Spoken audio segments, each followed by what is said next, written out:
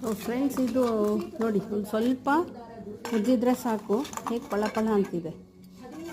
ನೆನೆಸಿದ್ದಿದ್ದು ಬಿಸಿನೀರಲ್ಲಿ. So ಇವಾಗ ತೊಳೆದ್ಬಿಟ್ರೆ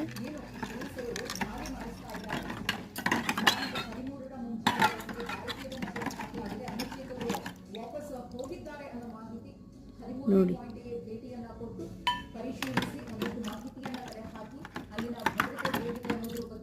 ಮಾಹಿತಿಯನ್ನ ಪಡೆದುಕೊಂಡು ಅನುಚೇತರು ಇದೀಗ ಸ್ಥಳದಿಂದ ನಿರ್ಗಮಿಸಿದ್ದಾರೆ ಅನ್ನೋ ಮಾಹಿತಿಯೂ ಕೂಡ ಸಿಕ್ಕಿದೆ. 13ನೇ ಪಾಯಿಂಟ್ ನಲ್ಲಿ ನಾನು